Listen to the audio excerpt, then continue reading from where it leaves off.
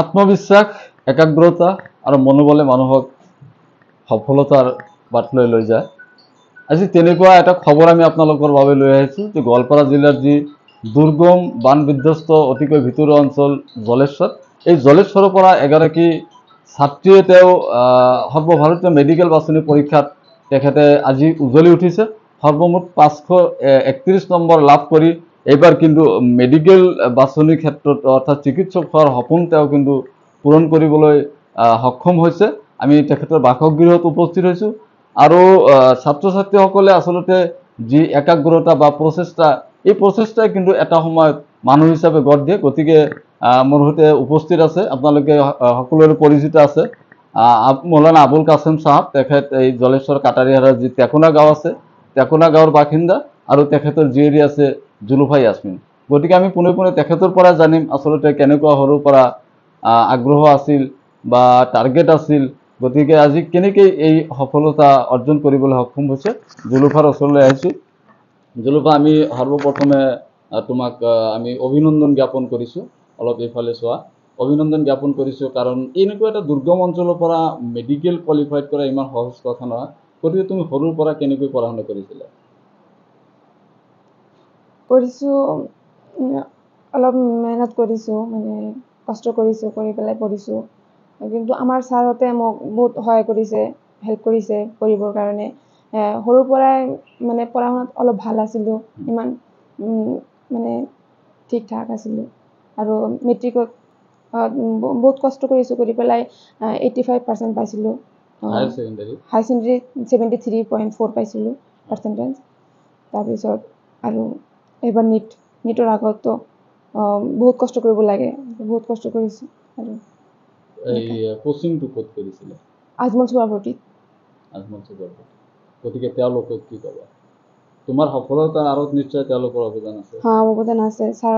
ছাৰহঁতে পূৰা বহুত এনেকৈ ক্লাছ কৰিছে পূৰা দিন। তাৰপিছত আকৌ যদি ডাউট থাকিছে তেনেহ'লে ডাউট ক্লিয়াৰ কৰিছে। আৰু সদায় থাকিছে ছাৰহঁতে।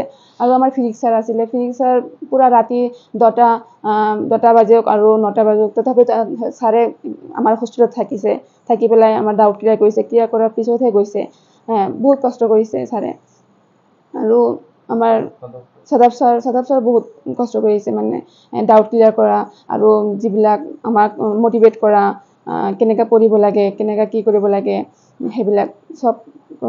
এতিয়া চিকিৎসক হৈ মানে মানুহক কেনেকৈ সেৱা কৰিব? মোৰ আশা আছে যে দুখীয়া মানুহক ফ্ৰীতে চিকিৎসা কৰিম এনেকুৱা। সৰ্বমুঠ কিমান নম্বৰ পালা এইবাৰ? এবাৰ 531। ধন্যবাদ জনাইছোঁ। এয়া হৈছে জুলুফা ইয়াছমিন। তেখেতে আজি জলেশ্বৰৰ নিচিনা এটা দুৰ্গম অঞ্চলৰ পৰা কিন্তু তেখেতে মেডিকেল বাছনি পৰীক্ষাত উজলি উঠিছে। তেখেতৰ দেউতাকৰ সৈতে মই কথা পাতিম পিতৃ হিচাপত, কাৰণ এগৰাকী জীয়ৰী বা এগৰাকী সন্তান যেতিয়া উজলি উঠে, নিশ্চিতভাৱে পিতৃ মাতৃৰ বুকু কিন্তু তেতিয়া বেলেগ এটা ফিলিংছ হয়। গতিকে তেখেতৰ সৈতে চমুকৈ কথা পাতিম। আপোনাৰ জীয়ৰী আজি সফল হৈছে, গতিকে কি ক'ব? আপোনাৰ সৰুৰ পৰা কেনেকুৱা আপোনাৰ এটা মনৰ ধাৰণা আছে? হয়, মোৰ আপোনালোকৰ জৰিয়তে আমি ধন্যবাদ জনাব বিচাৰিছোঁ। আল্লাহ তালাৰ ওচৰত মই কৃতজ্ঞতা প্ৰকাশ কৰিছোঁ যে মোৰ যিটো আশা আছিল, সেই আশাটো আল্লাহ যি বাস্তৱায়িত কৰিছে, যাৰ কাৰণে মই নথৈ আনন্দিত। আৰু মোৰ ছোৱালীজনী ইমান মোৰ মানি চলিছিল, মই যি কৈছিলোঁ তাকেই মানিছে। আৰু সেইকাৰণে তাই জীৱনত সফলতা অৰ্জন কৰিবলৈ সক্ষম হৈছে। পঢ়া শুনাই তাৰ প্ৰথম উদ্দেশ্য আছিল কাৰণে তাই আজি তাৰ পৰিশ্ৰমৰ ফল আল্লাহ তালা দিছে। আৰু আচলতে জুলুফা ইয়াছমিনে প্ৰমাণ কৰিলে, কথাত আছে যে ছাত্ৰ নামং অধ্যয়ন তপং, আচলতে তপস্যা কৰিলে যিকোনো কাম সহজ হৈ পৰে। আমি জানো যে এজন মানুহে যদি তপস্যা কৰে বা তেওঁ যদি প্ৰচেষ্টা অব্যাহত ৰাখে, হিমালয় পৰ্বতে কিন্তু তেখেত জয় কৰা সম্ভৱ হয়। গতিকে আমাৰ সৈতে স্থানীয় লোক কেইগৰাকী মানুহ আছে, আপোনালোকে দেখিবলৈ পাইছে। কাটাৰীহাৰা গাঁও পঞ্চায়তৰ প্ৰাক্তন সভাপতি আছে। গতিকে আপোনাৰ ওচৰত আহিছোঁ। গতিকে এই অঞ্চলৰ এজন নাগৰিক হিচাপত আপুনি কি ক'ব?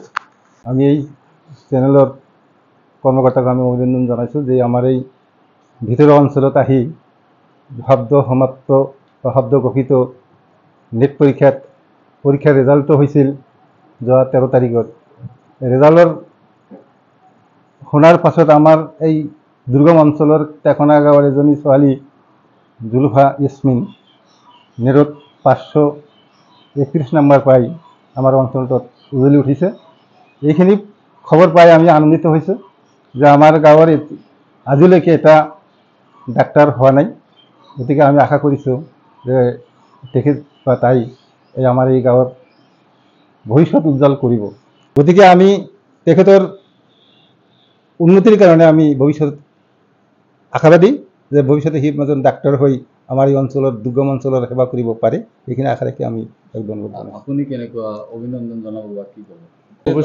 ভৱিষ্যতে এজন সুচিকিৎসক হৈ যাতে আমাৰ দুখীয়া ৰাইজৰ মানে বিনা স্বাৰ্থে আৰ কি বিনা স্বাৰ্থে চিকিৎসা সেৱা আগবঢ়াব পাৰে, সেই কামনাৰে আমি মানে আশা ৰাখি জুলফা ইয়াছমিনক অভিনন্দন জনাইছোঁ। ধন্যবাদ জনাইছোঁ আপোনাক। মই আকৌ জুলফা ইয়াছমিনৰ ওচৰত যাম, কাৰণ মানুহৰ সৰুৰ পৰাই কিবা এটা মনত আশা থাকে, সপোন থাকে। তোমাৰ তেনেকুৱা কিবা সপোন আছিল নেকি যে ভৱিষ্যতে আল্লাহ যদি মোক চিকিৎসক বনায় মানৱ সেৱা কৰিম, তেনেকুৱা কিবা আছিল নেকি? মোৰ সৰুৰ পৰাই আশা আছিলে যে মই ডক্তৰ হ'ম, হৈ পেলাই মানুহক সেৱা কৰিম, এনেকুৱা এইটো আছিলে আৰু এইটো বাস্তৱায়ন হৈছে। মই বহুত সুখী। গতিকে আজিৰ এই শুভ সময়ত তোমাৰ জন্মদাত্ৰী পিতৃ মাতৃক কি ক'বা?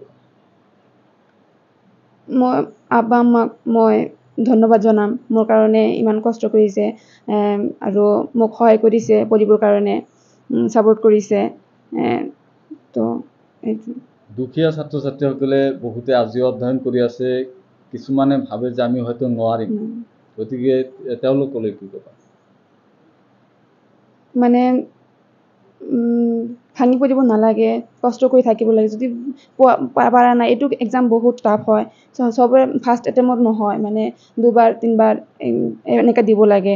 তো ফাৰ্ষ্ট এটেম্পত যদি নহয় তেনেহ'লে তোমালোক ভাঙি নপৰিবা, মানে পঢ়ি থাকিবা নিজে নিজে। মানে ফাৰ্ষ্ট পঢ়িলেতো গম পোৱাই যায় কেনেকৈ পঢ়িব লাগে, পঢ়িবা তুমি, পঢ়ি পেলাই এক্সাম দিলে ইনশাল্লাহ ভাল হ'ব। আৰু মানে হিম্মত হেৰাব নালাগে। মুঠতে কথা হ'ল যে অধ্যাপক হয় মানে যিকোনো কামত বিফল হোৱাৰ পিছত যদি পুনৰবাৰ বাৰ যদি চেষ্টা কৰা যায়, সেই কাম নিশ্চয় এটা দিন সফল হ'ব।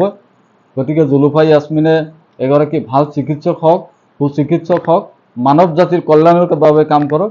আজিৰ এই শুভ মুহূৰ্তত আমিও তেওঁৰ ভৱিষ্যতলৈ এয়াই কামনা কৰিছোঁ। মানৱ জাতিৰ বাবে এগৰাকী সম্পদ হিচাপে গঢ় লৈ উঠক, তাকেই কামনা কৰিছোঁ। ধন্যবাদ।